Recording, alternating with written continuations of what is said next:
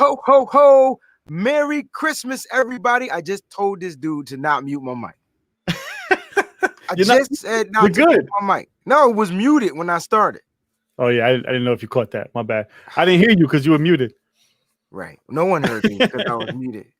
Oh, man. Look, don't What's up, man? Merry Christmas Eve. Merry Christmas double Eve, everybody. Merry Christmas double Eve, or the prequel Eve, or however you want to call it. But it will soon be Christmas Eve on tomorrow. Happy holidays to each and every one of you out there that's watching the show.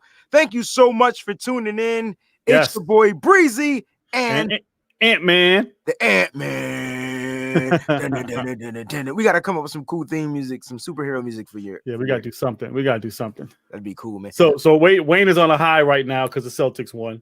Oh, yeah, man. That's why the show started at 10 o'clock. Listen, ladies and gentlemen, it's basketball season. So what's going to happen is there's going to be some 9 o'clock starts, some 10 o'clock starts, some 8 o'clock. We're going to have to figure it out because basketball season's in.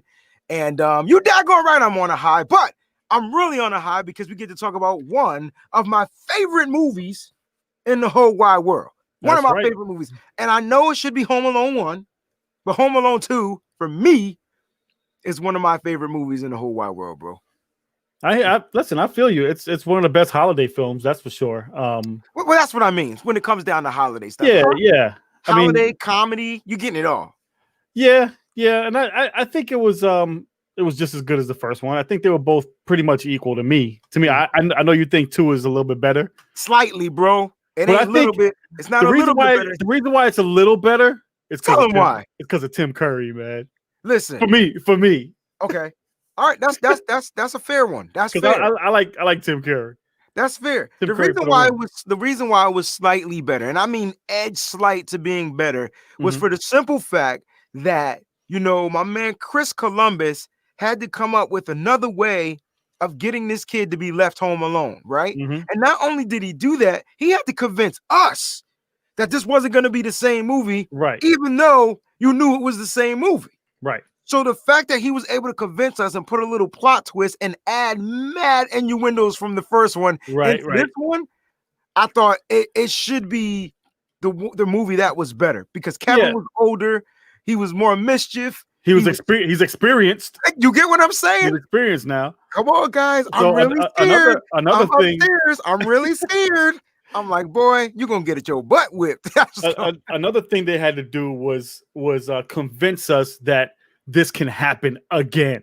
That's my point. They forgot again. That's my point, bro. So what I did was I ran a poll with my students, and I said, which one was better, Home Alone 1 or Home Alone 2? And every class period had different ones, right? Okay. So I'm gonna go with the class, my period 4. They said all Home Alone 1. And I asked them to tell all of them, really? All of them. Did they see Home Alone 2? They did. And I said, tell me why. And it was the original, the cheesy answers. You know what I'm saying? Sure. And then I started picking out points about Home Alone 2, and the kids was like, oh, yeah, that was mad funny. Oh, I remember that part. So, they probably just haven't seen probably either one in a while. Right. Like us, like we just saw them. Wait a minute. They weren't even born. They had to see how we watch Christmas Story. That's how they watch Home Alone. Exactly. Hey, man, before we get into this show, man, let's go ahead and kick off these formalities, bro, because we want to let people know where they could find us. Listen, on Facebook.com/The Extreme Show. Make sure you like and follow The Extreme Show there on Facebook. You can also go to IG and Twitter at Extreme Show. And last but not least, subscribe to us right here, our very own channel on YouTube. I believe we're about 18 subscribers from 50. And then once we get to that 100 mark, you know what I'm saying? Yeah. Once we get to that 100 mark, we can go ahead and customize our URL. And then the Extreme Show will be official with the Sticky Wet Bandits. See, if they did a Home Alone 4 properly, it would be the Sticky Wet Bandits. You're not wrong. Listen, everybody, if you're listening to us on your favorite podcast, make sure you go to anchor.fm/Extreme Show. You can find us on Stitcher, Spotify, Breaker, and soon come Apple Podcasts. Soon come. It's on its way. We got to get our listeners up, and it'll be on Apple Podcasts. So real soon. So make sure. No, it's there. It's there. Oh, it is? Yeah. Okay, well, excuse me. Anywhere you listen to your podcast and Overcast, whatever podcast you're using, we're there. I didn't see this one on Apple Podcasts. I know when Shoot the Breeze Network puts it out, it shows up on Apple Podcasts. Got it. But listen, it's there. So make sure you give us a listen. And if you're on Apple Podcasts and it's there for you, subscribe and make sure you select $5 stars. I was about to start saying $5 foot long. Haven't had Subway in a couple of years. But yeah. So listen. And email us at the Extreme. So this is what you would do. You see, I have on the cool Home Alone Wet Bandits t-shirt. No, you can't see the full tee, whatnot, whatever. I got the camera. I like it. You know what I would do, and I got the Merry Christmas hat. What I would do if I were you, I would take a snapshot, right, and then I would go ahead and either email it so that we can post you on our show, or post your photo on IG and tag at Extreme Show, and then we'll repost. That easy. Super duper easy, bro. Very easy. Almost as easy as Kevin trying to convince these dumb burglars that they're dumb again. So dumb. So dumb. Hey, man, why don't you go ahead and kick off the show, man? Tell everybody about, the logistics of the movie. All right. Home Alone 2. Lost in New York, directed by Chris Columbus, same person that directed the first one. 1 year after Kevin McCallister was left home alone and had to defeat a pair of bumbling burglars, he accidentally finds himself stranded in New York City, and the same criminals are not far behind. This was in 1992, 2 hours flat long. IMDb has it at 6.8 out of 10. Rotten Tomatoes has it, critics 33%, if you could believe that. Audience at 61%. Other movies that came out in 92, Three Ninjas. That's a classic. The Mighty Ducks. Jonathan Taylor Thomas was in Three Sister Ninjas. Act. Classic. Class Act. Classic. And last but not least, Wayne's World. Classic. Party time. All Excellent. classics. Y'all know my name is Wayne. What? Yeah. Who? What? Nah, I'm just playing, man. Look, those are all classics, bro. All classics. And obviously other movies came out in 92, but those are the ones I picked. Well, ho. This is a good movie, man. The same thing that happened to me the first time happened to me with this one. I just started watching it and forgot to take notes and stuff like that. But I do have some notes. So I've done so much research on this film indirectly. Dude, I did. Matter of fact, I thought about running a live Kahoot with the people in the audience, and then we share the screen here and we see if they can get the trivia questions right. How you feel about that, yo? Yeah, sure. Post the code up here and we'll see if people play along. Listen, I've been doing so many things about these two movies. I feel like the Home Alone franchise doesn't get enough props. I know. Why do you think that? I just feel like everybody National Lampoon. Nope. Christmas Story is still probably leading number one. National Lampoon's close second, maybe, and then the Home Alone franchise. Like it's like three, and then you got to factor in your Die Hards, and like Lethal Weapons. You got to factor in the action pack, kind of like holiday films. There was a holiday film somebody put out. I can't remember what it was. But I never thought in a million years you would classify it as a holiday film. I got to figure out what the title of it is. Even Nightmare Before Christmas, that's like considered a classic now too. No, I can't remember if that's a Christmas movie or a Halloween movie. So it is a Christmas movie. Okay, so it's a Christmas. But the guy's name is Jack. I think his name is Jack-o'-lantern. I think. No, it's not. It's something like that. Something Jack. Yeah. But that's considered, a Christmas. I've actually never seen it. I would like to see it, but I think Ant-Man. I started it and didn't finish it. Ant-Man. What up? Neither have I. But I've seen around it. You know what I'm saying? Like I've seen clips. I got the Vans. I'll support it like I've seen it. You know what I mean? Jack Skellington. That's his name. I would have never got that right. That's why we couldn't get the name right. We were like Jack-o'-lantern, Jack be nimble, Jack be quick. Jumping Jack Flash. We both knew it was Jack. That's it. That's what's important. And we never saw the movie. So. Right. So give us our props. That's right. But I mean, it's been around long enough that we know the characters' names and things like that. Lakita just pulled our card. Oh no, she hasn't seen it either. Listen, Here's the funny thing. Maybe we should watch it. There you go. You took the words right out of my mouth. I was going to say it was funny, but it ain't funny. We haven't seen it yet. Right. I feel like we're failing somebody out there because we haven't seen this movie. And there's so many movies. All need to see it. Hey, I got a question. Wonder Woman and Soul comes out on Christmas. Are we classifying those as Christmas films? No. All right. No. Because just because it opened on Christmas doesn't mean it's a Christmas movie. They have a Christmas tree in the movie. Yes. Automatic. Just wanted to make sure I'm understanding the classification of Christmas holiday films, bro. Automatic, man. Automatic. If you see a mistletoe somewhere, Christmas movie. That's it. Here we go. Now, Edgar, I knew it was directed by Tim Burton. I'm not that slow and dumb. I didn't know that. You can tell his fingerprints are all over it. Beetlejuice all over the movie, bro. Like it was Batman, Beetlejuice. Same animator. Same director, something like that. No, you know who did the animation? I don't know who did the animation for. I just finished watching a documentary on it on Netflix. I'm about to tell you though, but I don't know who did the animation for Nightmare Before Christmas, but I know who did the animation for Beetlejuice. We covered their movie. Who? Killer Clowns guys. Oh yeah. You're right. They sure did. The Killer Clown brothers, man. They did that. And remember Coyote brothers. Coyote brothers. And remember that was their first film. They usually do, the skeleton, the animation type stuff, the claymation or whatever it is you want to call it. Claymation, stop motion. Whatever. It's all the same. But animation, god dang it. That's what it's called. It's called animation. All right. And so sorry to cut you off. No, never. It happens again. They unplug the alarm clock. Hold up. Wait. And that's fine. Okay. But you got to be specific about who they are. First of all, wasn't they? It was Dad. His name is Peter. Right. Peter Pumpkin Eater. Well, first of all, the movie starts off the same, minus Joe Pesci in the beginning. Right. Same running around. Right. Running around, going crazy. The only thing different in this one, Kevin had his toothbrush packed. His bags was packed. Yeah, everything packed. Yep. they were still mean to him all over again. Nothing changed. Before we get into Edgar says, oh man, because it had snow in it, Edgar. It did, and that was some fake stuff. You know what turned me off from Edward Scissorhands? I could call it Edgar Scissorhands. You know what turned me off from Edward Scissorhands, yo? What?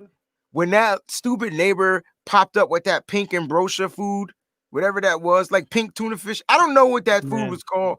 That junk was just nasty, and I couldn't watch the movie anymore. Who eats pink food? It's been so long since I've seen it. You have to remember Edgar Scissorhands, bro. Winona Ryder. No, I remember it. I'm saying I don't remember everything about it.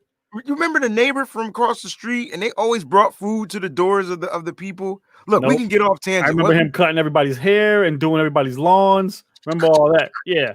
Yo, he was dope. Yeah, Edward was dope. But anyway, back to the film. So Peter unplugged the clock by mistake. No, it wasn't by mistake, but he was looking for the batteries, and he was trying to get his battery for his camera so he could tape Kevin's. Yeah, because he charged it.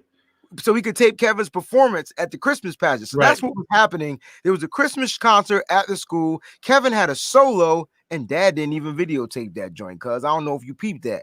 There was no camera out. There was no camera out. We in sync tonight. But why didn't anybody else set their clocks?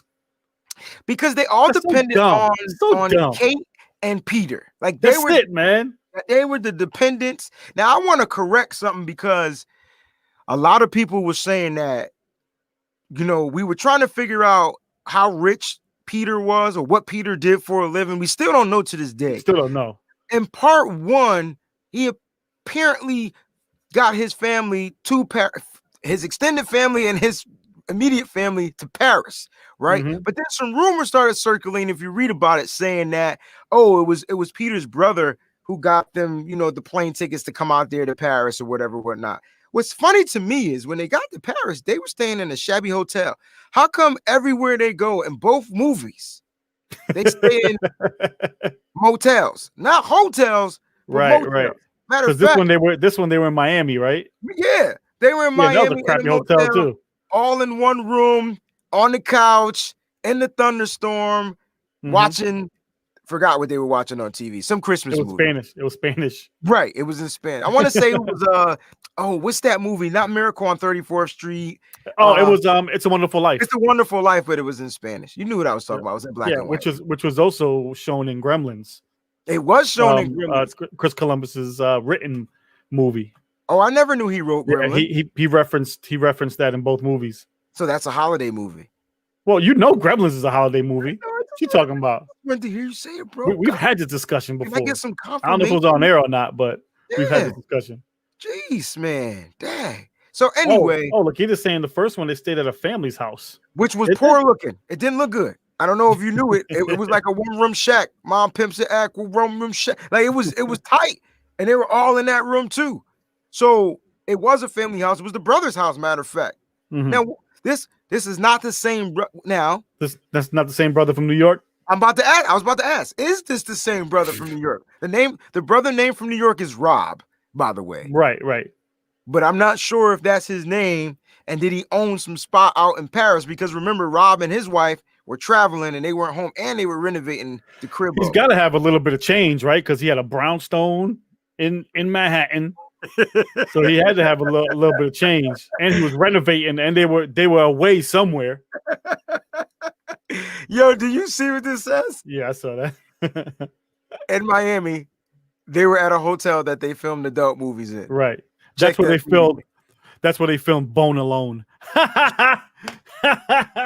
You made it funny. Dad joke. That was a dad joke. You made it funny. But so back to your story. You can go ahead and finish because Peter left the clock. Peter unplugged the clock and unplugged the clock, and that's what ended up happening. But before we get to that part of the debacle, talk about the Christmas concert because that was one of the greatest parts. So the Christmas concert, it was Buzz and Kevin were in the choir singing, right? It was a big choir. It was pretty. They were dope too, bro. Yeah, they were dope, man. They were doing all kind of crazy Christmas. First of all, I want to point out that holiday music sung right, especially like the traditional hymns. Mm-hmm. It's some stuff going on in them joints that's complicated. Right. Oh yeah. So if you listen to that traditional Christmas music, it's complicated. Like you hear all kind of crazy parts moving. They were rocking it at that concert. Yeah. Also, this is a parallel to the first one because the first one had the choir in the church. Right. And those were kids too. I didn't. I know that. I just realized it. I didn't draw that parallel, bro. Yeah, there were a lot of parallels, man. That were the same. It's like the same. Wait. Hold on. We're gonna get to them. No, I'm not gonna say nothing. But there were a lot. So Kev and Buzz are in the choir. Kev has his big solo, and I don't know, for some reason, when I was a kid, also last night, when Buzz plays the drums on his head, the eardrums, with the candlesticks. That made me laugh so hard. It was just so funny to me. And then, of course, Kevin turns around, knocks him over, knocks the whole choir. They all domino. Pause this right here, bro. Okay. Kevin is 35 pounds soaking wet. Buzz is 345 pounds not wet. Yes, I get that. But you've been in choirs before, man. You know how those benches are. You could just shove somebody off balance. Okay, I guess. Buzz was on a riser. Right. And Kevin had the under leverage, so you use your upper body strength. Exactly. He had his linebacker on. He had pushed him up. That's fair. Because there's no balancing on that thing, man. That's fair. If somebody pushes you a little bit, you're gonna fall right off. $1 million question. Or at least do one of these. Kevin was humiliated. Everybody was laughing at him. Yeah. He was embarrassed, humiliated, you name it. Was he wrong for pushing Buzz over the thing? Did he overreact? So Buzz was definitely wrong. Okay. He did overreact, but he's sick of it, man.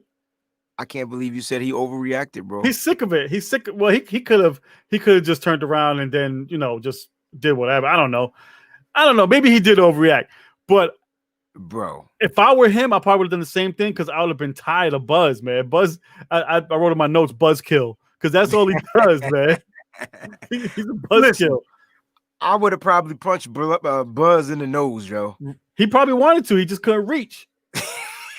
Because It was Buzz a is good. mad taller than him, and he was on a riser. It was a good push, and then it was a domino effect after that. So Yeah, and everybody fell over. Oh, another part that made me laugh was when the piano player, her feet just went up in the air off the stage. I'm trying to. I was trying to explain to my students that this movie was at least 5 times funnier. If you didn't think it was better, it had more humor in it. Yeah, I laughed a couple times, but I laughed a couple times in Home Alone also. Not just chuckle, like laugh.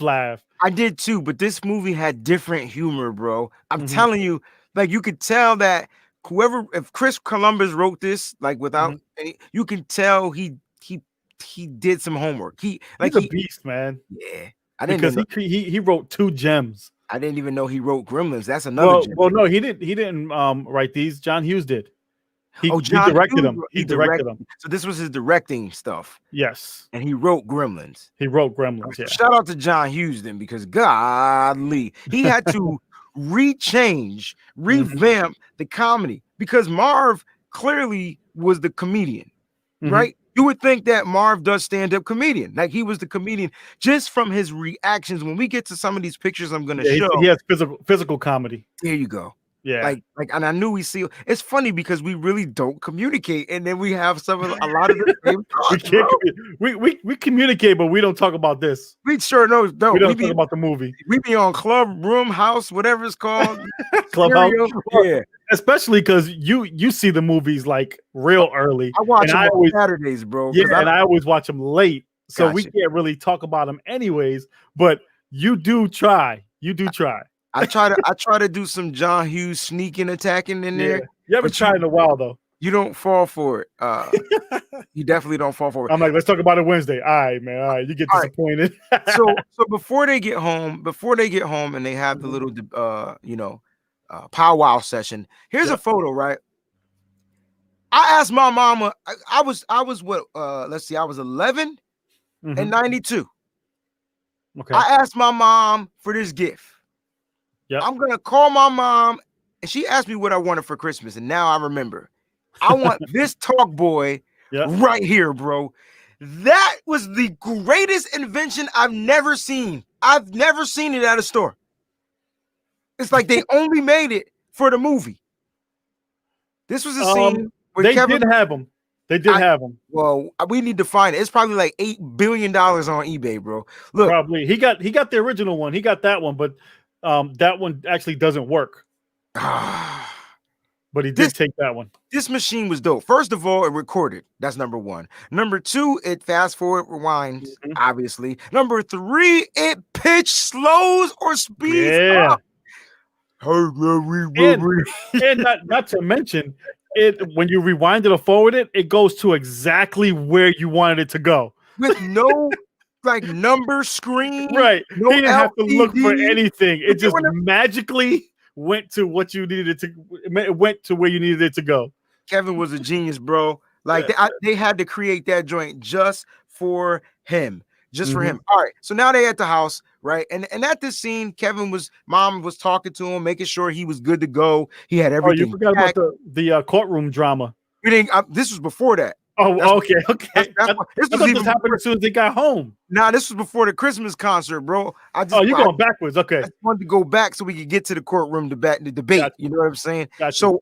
So Kevin is, his mom is talking to him or whatnot, and Kevin is responding with his new toy. That's pretty much. He was showing the world how great this toy was. Now remember, Kevin is a genius when it comes to remote controls because he had that symphonic VCR on point. Speaking of symphonic, I had one. I don't know the brand name. I did. Oh, wait, how long ago did you have it? I had my symphonic. Matter of fact, it might be in the closet somewhere, bro. I'm gonna keep it a buck. So I had a symphonic. I think he had a Panasonic in part 1. When he was at the hotel, they had symphonics, if I'm not mistaken. So we about to get to the courtroom scene. This courtroom scene was funny. It was funny. Because Buzz treats it just like a courtroom. Ladies and gentlemen. and the scene starts off with the camera panned right in his face, which was funny. Right in it. It looked like Buzz lost a little weight too in part 2. It did. I think maybe he got a little taller, so he got a little taller because he slimmed out a little bit. Yeah. So he plays the game that, I'm sorry, I feel bad, which it wasn't even a good apology. It was horrible. You can tell it was phony. The family right? is on his buzz. Yeah, on his buzz, right? And then he looks at Kevin and is like, beat that. Little trout sniffer. Yeah, trout sniffer. Kevin doesn't care, man. He just lets stuff out his face. Hold on, bro, because you got to do it right. Think. Hold on. So Kevin, you go ahead. Kevin, are you ready to apologize? Apologize? I'm not apologizing. He called me a little trout sniffer behind my back. Like, Kevin went off. And then after that, it was all hell break loose. He hated the family. Yep. The family was stupid. I hope he never goes on another vacation. How are you going to go to Miami? Yo, he broke it down. How are we going to go to Miami? They went all the way back to last year, man. They reverted all the way back. How all that respect they had for him. They ain't got no Christmas trees. How you going to have Christmas without a Christmas tree? This is the stupidest trip I've ever heard. And who was the first one in the van? The first one in the van was Kevin. It was Kevin. Yeah. He just didn't want to get left again, man. Don't get it twisted. Yo, he was like, listen, I'm gonna be ready. I bet you that talk boy had a clock on it, bro. Something. I don't know. He wasn't playing. Kevin was up in the van. Wait, Kevin was up, fully dressed, loaded the van, and ready to go when they thought they forgot him again. So that was a cool little jump action this year. Yeah, man, that was cool. Now, I'm going to ask you the $1 million question. Uh-huh. And I can't wait to see how they respond because it's kind of a toss-up. And it depends on your mindset at the moment. But just think. We know Kevin's about to get left. They're at the airport. Kevin needs batteries. Dad tells Kevin, wait till we get on the airplane. They're in my bag, blah, blah, blah, blah. Kevin doesn't wait. Kevin's looking for batteries. He sees a guy with a jacket. Same jacket. They shop at the same place. Same jacket. Same scarf. Same back of the head. Yep. Right? And Kevin follows that particular dude. Now, question. Is it the parents' fault, the airline's fault, or Kevin's fault in part 2? Look, I didn't even ask the question yet. It's the parents' fault. Oh, we got a parent's fault. We got a parent. What you guys saying out there? Lukita said it is the Kevin's fault. I called him the Kevin too, by the way. All right, man. So look, I'm sitting here saying, now you like, let's be honest. Come on. I want everybody to respond. Like, I got another Kevin. I got now it's the parents' fault. Now it's the parents' fault. It's always the parents' fault.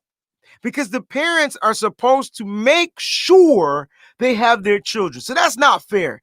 But if Kevin hard-headed behind would have just listened, here's why I was mad at Kevin. You ready? He got the batteries and put the talk boy in the bag. First of all, I thought he was going to record the stuff in the ambiance inside of the airport or something, like on the way to the airport. No, he put the talk boy in the bag, which means all he had to do, right, was wait till he got on the airplane and then put the batteries inside the talk boy. So now I like Jerry's answer because Jerry's saying it's the airline. A lot of stuff happened at the airline. You gotta see where it started from. But the airlines necessarily didn't know he was supposed to be on that plane. Right. Because he banged into the lady and his ticket fell. Well, I'm talking about the plane to Miami. Oh, right. Because he never handed in his ticket, right? So they didn't know. Right. Now, he did run into the lady. Now, that airplane, look, let me see her raising hands who's ever been on an airplane and that shit takes off like late. Okay. Just needed to see your hand, bro. Which means they could have held that airplane up. Right. And they're supposed to double check. See, I'm an airline guy. I'm putting this one on United AA Airline Delta, whatever it was he flown. I'm putting it on them because they should have checked his ticket. He's a little boy traveling. And they should have, number two, they should have went and confirmed with the daddy. Yep.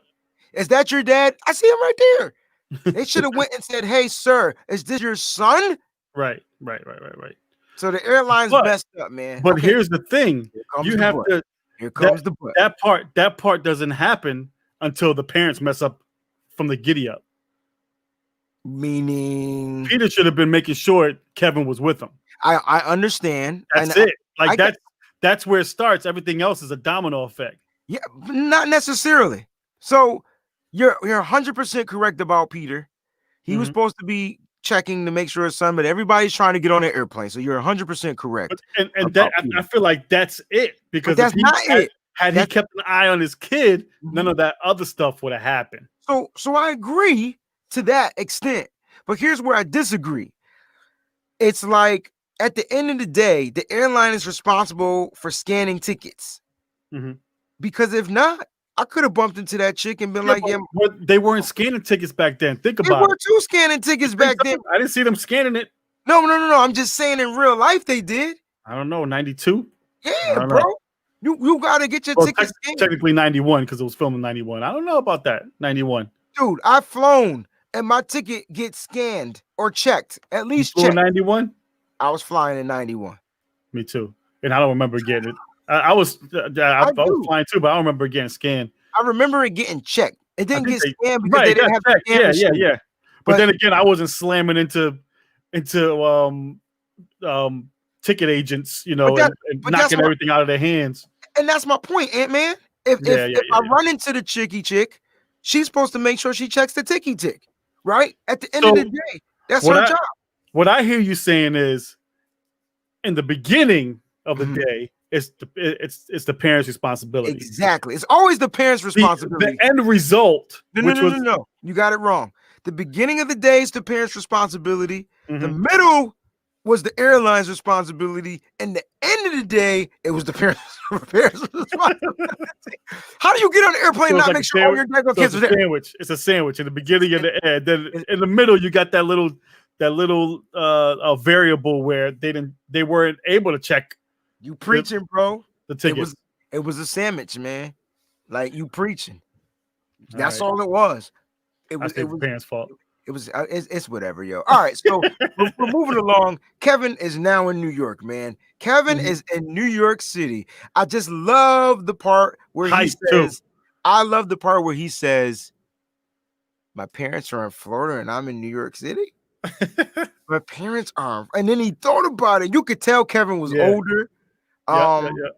You could tell he was ready to get into this. He was ready to die. It's like Kevin. I don't know if Kevin was improv.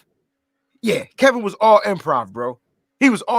Kevin is my kind of kid, my kind of guy, my kind of person. When He's survivor, man. Of the fit, baby. Survival of the fit. So check this out. Before he does all that, he goes to the ticket agent. Oh yeah, that part was funny. Who was that lady? You know who that is Ali Sheedy. Let me tell you what she played. I'm about to tell you what she was in. Go ahead. She was in another John Hughes film, Breakfast Club. Bam. Yep. I knew that was her. Yep. Ali Sheedy. Wow. And that's the part that made me laugh, because she told him where he was, and he goes, "Oh no, I did it again." Did what again, sir? First of all, I was pissed off at her. Because the way she was responding, first of all, she was on the phone. She shouldn't have been rude, right? She was on, like, she was having a booty call on the phone, bro. Like, she was having a hot sex line number, and Kev interrupted that. There was no texting then, man. You had to do it like that. I understand. I'm not knocking it. My point is, this little boy is coming up to you, trying to ask you some questions in a nice manner. Kevin was well mannered. He was very well mannered. Very well mannered. And there was one, but he was very condescending, though. Always, 100%. He was like an adult in a little kid's body. Yeah. So that's what I loved about it. But I felt like she was super rude to him. What do you want, sir? Like, what do you mean? What do I want? I just want to know where I am. Like, this is New York City, sir. And then he was just like, "Oh shoot, I did it again." What, sir? And then she kind of got a little whatever, and he was like, "But she still let him go." Because he wasn't even with anybody. She should have like asked him, "Are you here with anybody?" Blah blah. He probably would have gave her a BS answer anyways. He wasn't a liar though. No, but he did that in the supermarket. Remember in part one? Well, part one in the supermarket or the convenience store? The convenience store Okay. with the toothbrush. Yeah. Yeah. He's like, I'm 11 years old. Would I be here by myself or something? Whatever he said. That's condescending, bro. Yeah.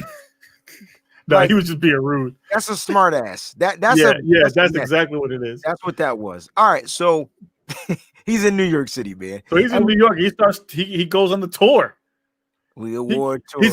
He's got an envelope full of cash and a blank credit card. It was a black card. It was the first time I seen a black card by American Express. Unlimited card, man. He just had unlimited charging capabilities. All right, so if you guys remember, before they left, Kevin recorded the commercial of the Plaza Hotel. Yep. All right. So he gets into the Plaza Hotel and bada boom, bada bing, he runs into this guy, right? Mr. Donald Trump.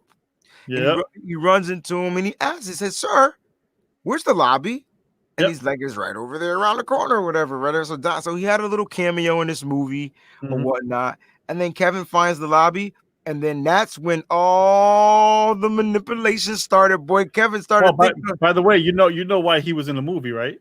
That was his hotel, right? Yeah. And he at the time he sold it like later on that year. Wow. But he bullied himself into that role. I don't know how true that is. It's probably because Chris Columbus said that he bullied himself into the movie, and when they did focus groups, people liked it, like they laughed, so they kept it. Okay. And so when they screened it a little bit to some of the groups. Yeah. But this was I think in last November. Okay. When it just passed November. So I don't know if he was just saying that. You know what I mean? Yeah. Just because he's in a bad light. Right. No, I get what you. I get what you're going. I don't know how true that is or not. I feel like that would have been out back, like that would have been out already. I'm just gonna keep it a buck, yo. This is when I kind of like Donald Trump. You know what I'm saying? Yeah, everybody did. Donald was cool. I'm gonna tell you, Donald Trump started falling off like season 3 of The Apprentice. Like after season 3, I haven't seen any. Well, I saw the first season. That was it. Yeah, but after season 3 was kind of when I started to say, okay, this guy's different. You know what I'm saying? And then now he's the. Now, how different would this movie have been if during his tour when he first gets there, if he ended up in the hood? So because he didn't. No, he went to Chinatown. Oh, that was another missed opportunity. When he was going through Chinatown, they should have had him come out of a place that kind of looked like the place in Gremlins where they got the Mogwai. See, that would have been dope. I wouldn't have caught on to that because I didn't know that he wrote that film. Yeah, I might have caught on. No, you knew that by now. You knew that when you watched it because we talked about it last week. That's crazy, bro. So I was looking. I mean, that was San Francisco, I think, in Gremlins. Gremlins, right? But I feel like they could have found some place like it or make it seem like it was there. I agree. That would have been dope. That would have been fire, yo. Oh, we forgot to talk about the tidbit on the airplane. Which one? Well, the person sitting next to Kevin was speaking French. Oh, the French guy? Yeah, remember Kevin missed the airplane to Paris? So they brought Paris to Kevin in this movie. This movie was definitely well written, yo. And it made there's so many more. A lot of callbacks. Very much so. Very much so, bro. Very much so. Merry Christmas. But I was waiting for him to go through Harlem because Harlem wasn't that great back then. It's nice. It's decent now, but back then it wasn't. I thought this was in the 90s. Harlem was straight. Brooklyn was bad. The Bronx was bad. That's when I was in Brooklyn. So anyway, he ended up in New York City. New York City is like it's the downtown of New York. Well, he was uptown. Right. So he stayed in the safe parts. He was in the safe I mean, it was still a little shady. Especially at night, it was a little shady. But did you see the strippers? Yeah, Not the strippers, the working girls. Yeah, I didn't want to call them strippers. I'm sorry. Ladies of the night. Ladies of the queens of the night. You know what I'm saying? So they were out there. Hey, baby, you want a little? I forgot what they said to her, but that joke was funny. But so Kevin's in New York. He's walking New York. Kevin's thinking he is about to have the time of his life. He just convinced the hotel. And he was. He was at that point. Hold on. He just convinced the hotel that his dad was supposed to be here blah blah blah blah blah, and they kind of Can we talk about Tim Curry? Tim Curry is hilarious, bro. Tim Curry makes the funniest faces, man. He's so animated. Can you give me some other Tim Curry movies? Because I know I've seen him 100 billion times. A lot of them, he got the facial hair on his face. You know what I mean? He was in Clue. Clue. Clue? The movie Clue. Yep. He was in Clue. I mean, his one of his famous roles is Rocky Horror Picture Show. That's him. Yeah, he was in that. Super young. Yeah, very young, very very young. Wow. Yeah, that's him. He look like he has one of those animated Tim Burton type character faces? Yeah. Okay, so he has like bug eyes. Bug eyes, yeah, like he was in Beetlejuice or something like that. But, right. But yeah, man, I love that dude, man. I think he's so good. The funniest part of the hotel for me was the more filthy, whatever the name of the movie was. Yeah. Animals or something. Animals with filthier angels with filthier souls. This was called Angels with More Filthier Souls. This was part two of the one we watched in part one, right? That one was called Angels of the Filthier Soul. This was part two. So same actor was in it. Dude, that part was so hilarious. Not when Kevin was watching it eating the room service. Oh my God, that room service. Tim Curry. She said Tim Curry was it. Which it? Oh yeah, the first one, the original one. I can see it now. Yep. That long. Yep. Wow. It sure was. So let's talk about his room service. Listen, he had. I'll tell you exactly what he had. You ready? How much ice cream can a person eat? Yes. Hold up. You ready for this? All right. Yeah. 2 chocolate cakes, 6 chocolate mousses with chocolate, vanilla and strawberry ice cream topped with M&Ms, chocolate sprinkles, cherries, nuts, marshmallows, caramel syrup, chocolate syrup, strawberry syrup, whipped cream, and bananas. 6 custard flans, a pastry cart, 8 strawberry tarts, and 36 chocolate-covered strawberries. That junk came up to $967, bro. I mean, that's a lot. That's plus you're at the Plaza. Remember, there's an upcharge for that, and he was in the suite. Oh, come on! But that was just for room service. That was crazy, man. All that stuff. We get to the end of the movie. Listen, so yeah. First of all, the boy could eat. Second of all, I wonder if he took all that out. He couldn't have taken all that out. Nah, they cut scenes, man. It went to something totally different. So he did use a line that I use all the time because of the movie. Okay. When the guy is scooping the ice cream and he goes, 1 scoop or 2, he goes, 2? Make it 3. I'm not driving. I say that all the time. I wonder if that was ad-lib too. I wonder if whenever my wife asks me if I want some more or something, I'm like, what? Yeah, I'm not driving. Yeah. I use that all the time. That stuck with me. This kid's wit was way too advanced for his age. His comedic timing was so good. I don't even think he thought he was a comedian. You know what I mean? Yeah. Like he was just he got paid, man. $4.5 million. Mm-hmm. Biggest salary ever to an 11-year-old at the time. Ain't see none of that money, bro. I still feel like his parents did a bad job because they should have did the Jason Weaver joint. They should have did the Jason Weaver joint, man. Like we said with regular Home Alone. Yeah, but when cats flash that $4.5 million in front of your face, yeah, especially to bad managers, aka parents. They were horrible. Now, do you blame the parents or the people that made the contract? I mean, you blame the parents. They have to have somebody to read over that contract. You That's can't. What I'm saying about the airport. You blame the parents because they're ultimately responsible. Oh, you fell into it. You fell into it. Oh, okay. My bad. It was a trick. Parents, whatever. Be better parents out there, y'all. Don't. That's right. Be good parents. Count your kids. First of all, don't have more than kids. Don't have more than 2 kids. We can handle this right now. Yo, you know why Peter McCallister? I mean, not all of them were his. He only had 2. No, Peter had more. Peter had 7 kids. No, he did not. Yes, he did. Some of those kids were the uncles. Right. They had like a total of 12 kids. Because Buzz was his. They may have had 4. They had 6 kids. And no, the other 2 had 6. Did they? Total of 14. All right, let me recount. No, total of 11. Total of 11. Total of 11 what? People or kids? Right? Right. So they split down the middle, just about. Somebody had 6 and somebody had 5. Okay. Well, this whole, the this whole time, I didn't bother to count like whose kids are whose, and I always thought it was Buzz, Kevin, and maybe one other, like one girl or something like that. So Lakita's saying 4. I think it was more than 4 because it was the girl, the medium brother with the red. Kevin pulled out the family photo from the dad's wallet. Lakita's a detective. It was So two girls. And so it was Buzz, Kevin, and 2 girls. Two girls that nobody knows because there were a bunch of girls running around. All right, Peachy's saying 5.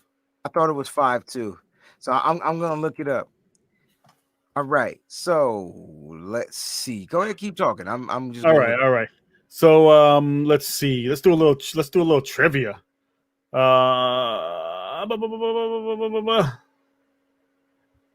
Oh, well, we can't talk about this one yet. But so Brandy was right. It was only 4. 4? Okay. Yep. Buzz. So who are the other kids? And Jeff. Buzz. So that's 5. It's 5. Peachy was right. I'm sorry. It was 5. I told you. It was Buzz. Buzz, Jeff Megan, is the kid with the red hair. Lenny was the girl. Megan was the other girl. And then Kevin. So they had 6. He had 5. It was 11 kids total. Damn. Yeah, don't have that many kids. And don't bring other people with you. All they do is confuse you. Right. And that's my point. But this is why Peter was rich. This is why they travel. Don't act like y'all don't know this. Their tax return was popping. They had 5 kids, bro. That's what, $1,500 a kid? Pshee. No, not for them because they probably make too much. We don't know that. They're making they're making way too much. Look at that house. Man, that house in the suburbs. They could have got that house on a foreclosure. You know what I'm saying? Still in that neighborhood. You saw that furnace in the basement. That junk wasn't up to par. Man, old, but it was 1990. It looked like the furnace from Freddy Krueger. It looked like the furnace from Freddy Krueger, the one they burned him in, bro. Oh man, that house was immaculate. All right, so go ahead with your trivia, bro. That's funny. So shortly after this movie came out, what the Plaza decided to do is they had something called the Home Alone experience. So around Christmas, the guests could pay to stay in a room similar to the room in which Kevin stayed, and they received like Home Alone gifts, including the movies. They took a limousine to go see some of the filming locations, including the toy store. Duncan's Toy Chest, which is what is it? RNO Schwartz or something like that, whatever it is. FAO Schwartz. FAO Schwartz, that's what it is. And they stopped doing that in 2008, so don't go looking for that. Because in 2008, it became a combination of hotel rooms and condos. I bet you those are pricey. If you can travel back into time, like Marty Jannetty.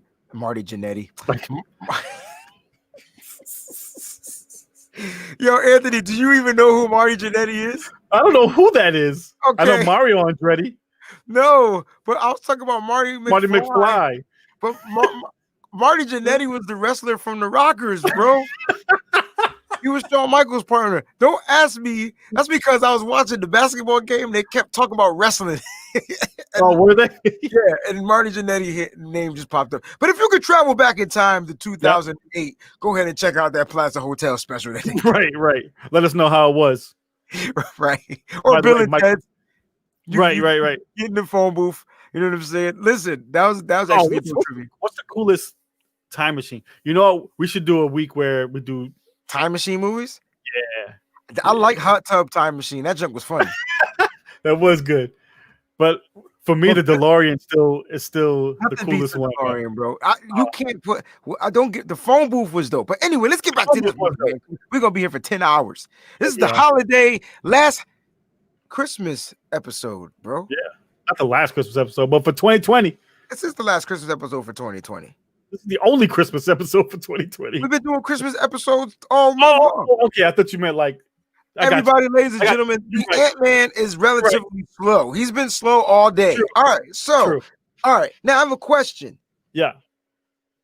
Never mind. Bumped it. Okay. Did he go to the did Michael Jackson visit Macaulay Culkin on set? Yes, he did. Yes. That's a good trivia question too, by the way.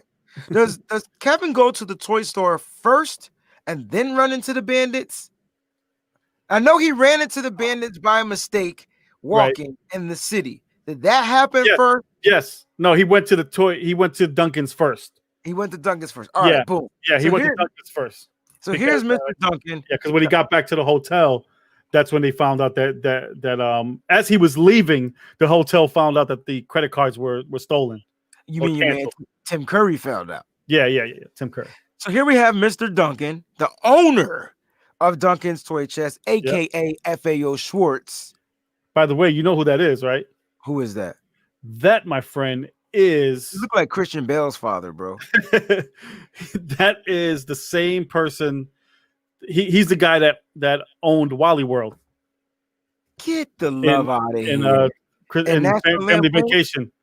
Yep. Get out of here. And Family Vacation was written by John Hughes.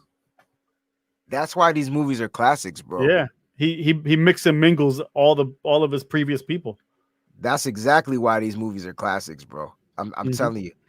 So Mr. Duncan hands Kevin so Kevin donates. Here's what I loved about Kevin, right?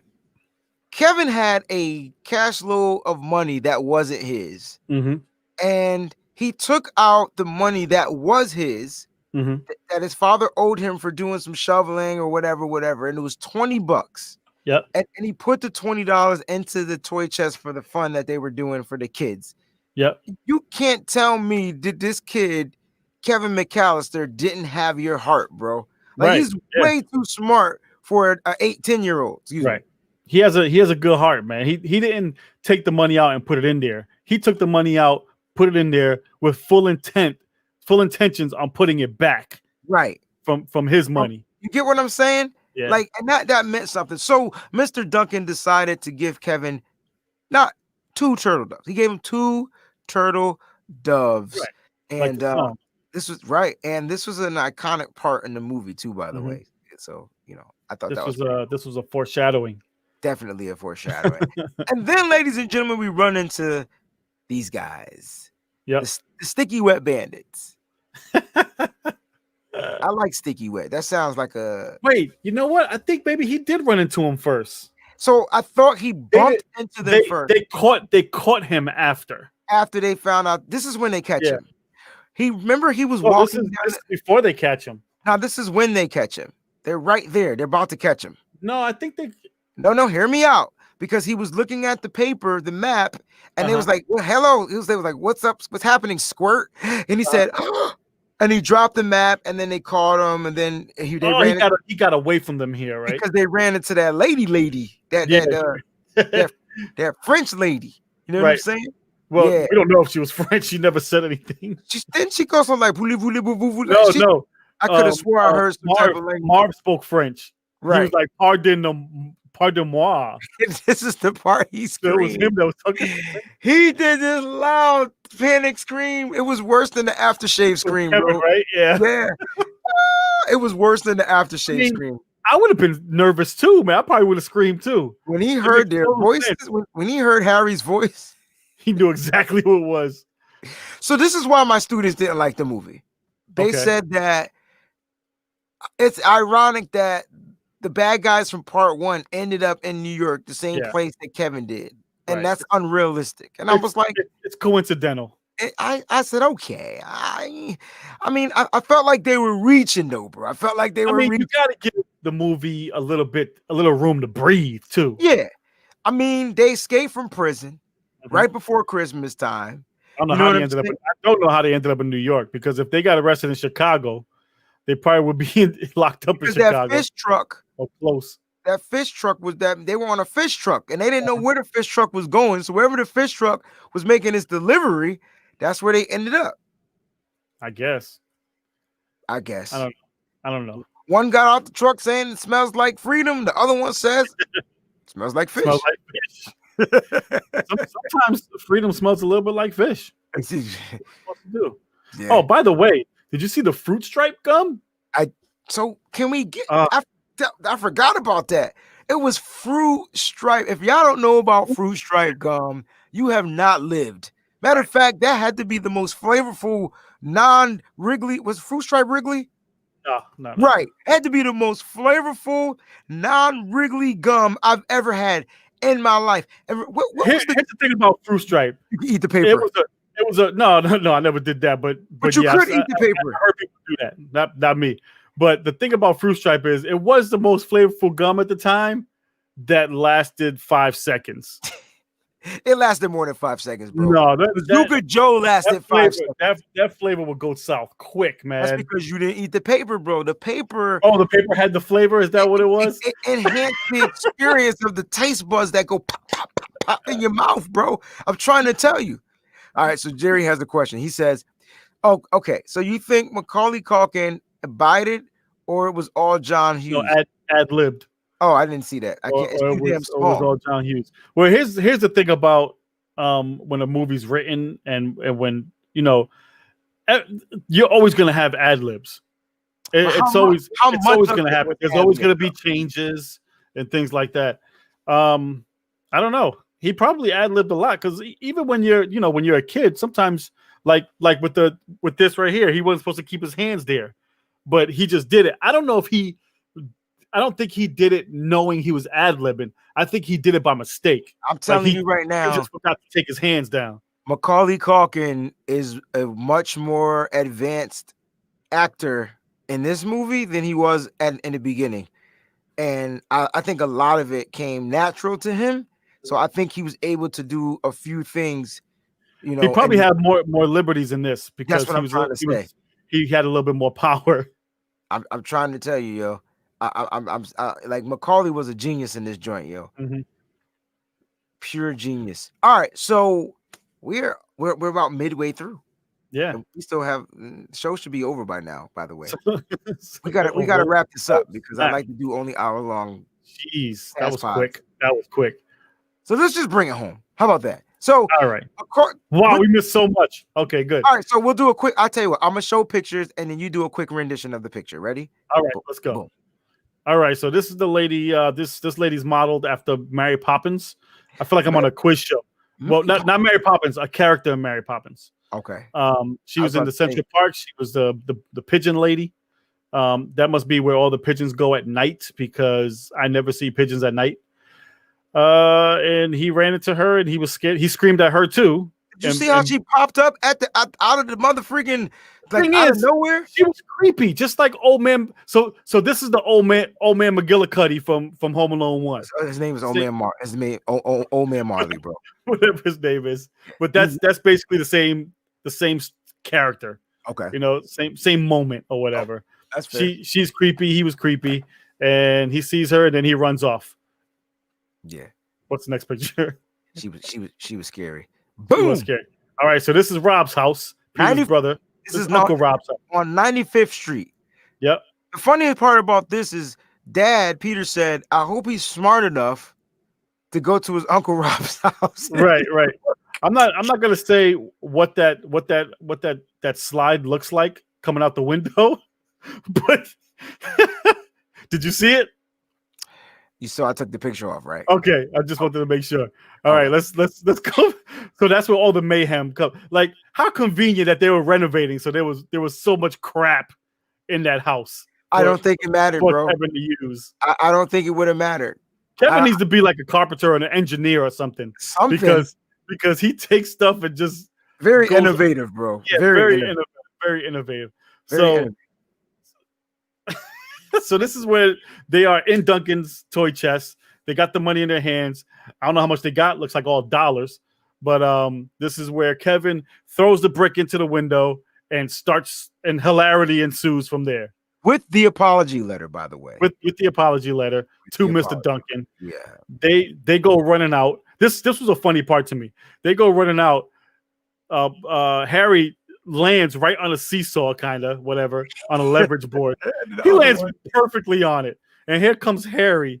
And Harry landed first, and then Marv came. I'm sorry, Marv comes running from inside Duncan's toy chest and lands right on the other side. Harry's screaming, "No, Marv, no!" He lands on it, and Harry goes flying. He lands in a car.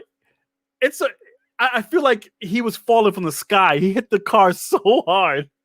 I laughed I laughed out loud, man. I thought it was so funny because you have to fall. You have to fall from a high, the way he indented the car, car, to like smashing that car like that. I was like, oh my god, I was laughing so hard, man. I couldn't take it. I'm trying to tell you. I was like, damn. I'm trying to tell you this movie was funnier than part one. It's just everything that happened. It was just funnier, yo. It was a nice, serious movie. Kevin was having fun at the hotel. Dude was living his best life. Took a limo to Duncan's toy chest. Had a cheese pizza. Was sipping on some margarita soda or whatever that was. Yep. He was living, right? And then this stuff was living his best life. Best life, yo. YOLO. Facts. All right, here, let's keep it going. So now we in the house, man. This was the funniest one. This part cracked me up too. Okay, I just thought it was me. This one, out of all the booby traps, this one was the funniest. Now, I've been electrocuted. This is murder, dude. This is attempted murder. Okay, well, I was gonna ask you because I've been electrocuted before, and I'm sure everybody in here has been electrocuted before. Right, everyone in here has tried to plug something up. The moment you get electrocuted, you immediately let go. Like it's just automatic. It's not a feeling you like. It's a jewel going through your body, and you're just like, oh heck no, this don't feel right. He held on for like 35 seconds, bro. No, when you're getting electrocuted like that, you can't let go. Poor guy. You're because your muscles tense up and tighten. You can't let go when it's that powerful. Wait a minute. And then Kevin turned it up. Yo, he cranked up the voltage to like 390. And was laughing. Kevin, he's a serial killer. He's gonna grow up to be a serial killer. A good one though. But a good one. Here's the funny part. This is Beetlejuice all here, bro. This is all Beetlejuice right here. And that's the humor that you get from this movie when you watch it. Especially I like when he let go and he was still like shaking. That's why I said he has the comedic moves, the acting move. Like, remember when he got first of all, before this happened, all right, let's just all be clear. Here's where I found a plot hole, right?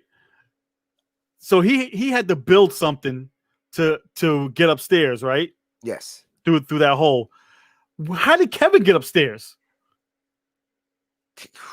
Because he was downstairs in the basement with him. Kev was in the basement?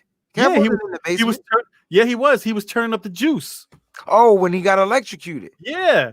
I don't know. Kevin's small. He can fit through cracks like a mouse. I don't know. Something. Or he went back outside and climbed through that thing.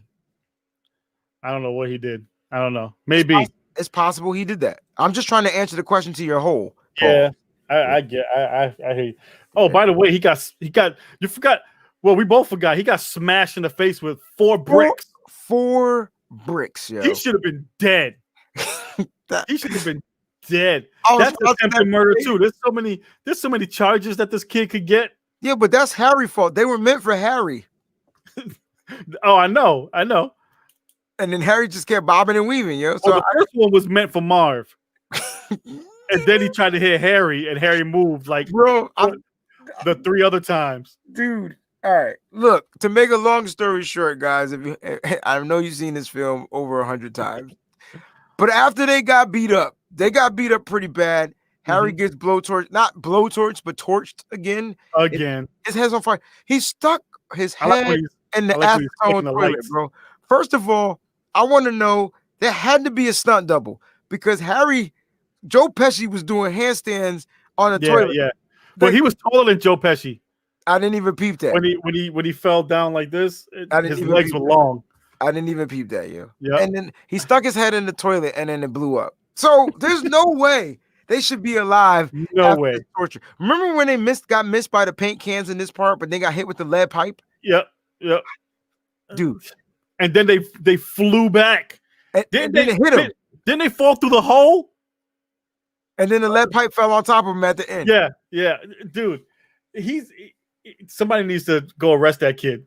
Somebody needs to hire this kid to do some things. You know what I'm saying? Right. Do some things. This kid, first of all, he drew the map of the place and what he was going to do on paper. Uh-huh. Kevin, you got to make it plain. With crayons. Kevin was ridiculously smart. All right. So after he blew everybody up and they get arrested because he lit fireworks and the cops came and got the Sticky Bandits in this one. Mom is still looking for Kevin. Mom slaps Tim Curry in the face. Mom, yeah, she was That pissed was off funny. at Tim That was funny. for letting him go out onto the New York City streets. Mom runs into the police officers. She convinces the police officers to help her because they ask her a question: where would he go? Like what? Like where would he go? And then she thought about it. Christmas tree. Kevin loves Christmas trees. It's what Christmas is to him. Right. What's Christmas without a Christmas tree? What's Christmas without a Christmas? It said it at the very beginning. Very beginning. Ooh, you smart man. I'm gonna start calling you the smart man. I like that. All right. And then they're back at the hotel. Now, compliments of the hotel because they messed up. That's why that room was crazy. This room was in this. This wasn't a room, bro. It was 2 floors. It was a house. This was a house. This is probably Donald Penn. I don't know. This is probably Trump's place. Like could have been. This joint was huge. I'm pretty sure he lived there. Right. This joint was huge. And there's now which ones are the sisters and which ones are the brothers? All right. So that redhead in the front is a brother. So these two are brothers. Boom, boom. And then the girls is I can't see what you're pointing at. Oh yeah. My fault. Oh, well then you're gonna have to figure it out. I'm trying. Oh, wait a minute. I could do it like this. Oh no, I can't. So the one in the front is a brother, right? Yes, the one standing next to Kevin. His real brother is in the red, but his yeah. But that's his brother in real life. And then I think the girl next to Kevin with the glass. Nope, that's the brother. That's his sister. I want to say it's the girl behind the girl with the glasses. I don't know. Who cares? Who cares? Who cares? Don't nobody care. Listen, what a great movie. It got bad ratings though. I expected to at least be in the 70s or 80s. Yeah, probably because it was the same movie. It was just in New York. Okay. The ugly kids are his cousins. That makes sense. That makes perfect sense. Final thoughts on the film, bro. Final thoughts. I enjoyed watching both of these movies. I agree. I really did. I mean, they both had moments. Tim Curry made this one a little bit better for me. And what's his face was in it too. That's a good point, bro. This movie had more supporting actors and actresses, whereas the first one was more just Kevin. You know why, right? Because that budget was a little bit more. Yes, it did. The budget went up. they got the money that they wanted. But I enjoyed it. What about you? I mean, would I give it a 6? Probably not. I'd probably give it like a 7. I thought this was at least minimum 7.5. Yeah. And just it's not fair that you can give. I feel like cats rate the Star Wars. I mean, all right. If you had to rate rate the Star Wars trilogy. What? How do you even do that? So I'm saying, are you talking about the original, right? 3, 4, and 5? Star Wars, not the bullcrap before that happened after that was before that, or the stuff that we just watched. 3, 4, 5. 3, 4, 5. It goes Return of the Jedi, Empire Strikes Back, and Star Wars for me. So Star Wars was the worst of them. Yeah. Right. No, sorry. Empire Strikes Back was the best one. Yes. Empire Strikes Back. Because that was the bad guys. Then Return of the Jedi. Yep, that was the good guys. Then A New Hope. Okay, so you put not New Hope. Yeah. Star Wars. Yeah, Star Wars A New Hope. No, it was just called Star Wars. I think it was called Star Wars A New Hope. I thought New Hope was the new joints. No. Talking about okay, I could be wrong. Anyway, we'll ask Donnie because he's a Star Wars geek. But I'm sure you know and I don't know. I always thought it was just called Star Wars. Yep, A New Hope. I just looked it up. 1977. All right. So yeah, and that's my point. But now I'm saying like rate them. So if I just did. Empire Strikes Back is first. You put them in order. Give them a number. Oh, rate them. Jeez. I said the word rate. Yeah. You did. You didn't say rate. R. Well, it's like saying, rate. We were just rate 3 rappers. You would put them in order. No. I don't know. Empire Strikes Back, I'll probably give it like a 9. Okay. Return of the Jedi, probably like a 8.5. Okay, so they got worse. And then Star Wars A New Hope would be probably in 7.5, 8. I got 7.8. Okay, that's cool. So, and in the sense of this movie, you gave the first movie you gave the worst rating. So that's backwards. Yeah, you gave it a 7.8.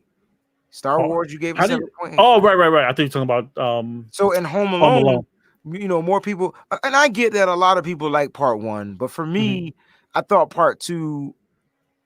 I guess at the time, especially at the time I watched it, I could relate. I was like the same age. So it just felt, for me, it felt more like, oh, I gotta try this. I gotta try some of this. I don't want to get. I was older because I don't want to get lost. Look, getting lost sucked. You ever got lost at the grocery store? You couldn't find your mom and dad, and you were in the grocery store and you didn't know where to go, so you just melted down. Right. You had a big old meltdown in the middle of the store till somebody came out there to help you out. And then you got an ass whipping when your mom came and found you.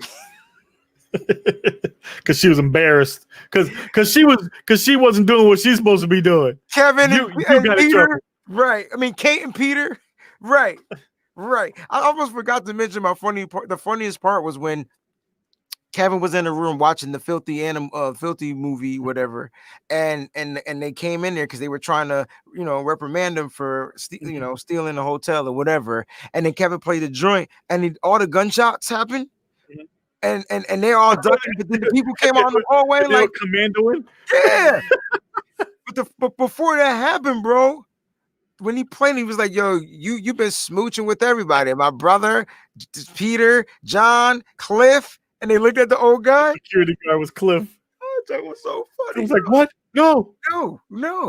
Man, I'm telling you, this movie was funny, man. But final thoughts. Listen, I truly appreciate each and every one that takes time out of their day or their night to sit there and support us. We truly appreciate you. On behalf of the Extreme Show, we continue to want to bring you more shows. The new year is coming, and we can't wait till 2021 kicks off. I know Anthony wants to do New Year's movies, but I just want to do movies. I want to do these 4 Jim Carrey films, if we could find them streaming, and make you guys pick between Liar Liar. Hold on. Let's see if we have it first. Let's see if we have them. I know, but we gotta see if they're streaming first. That's my theory. I just want to do dope. That's movies. Your wish. I got you. That's my wish. If not, we'll go with New Year's. Okay.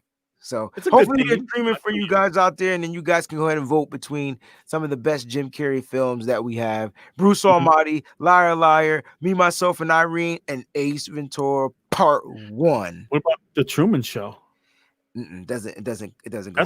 That's the better of all of those. It's definitely not, dude. Your movie theory is a little off.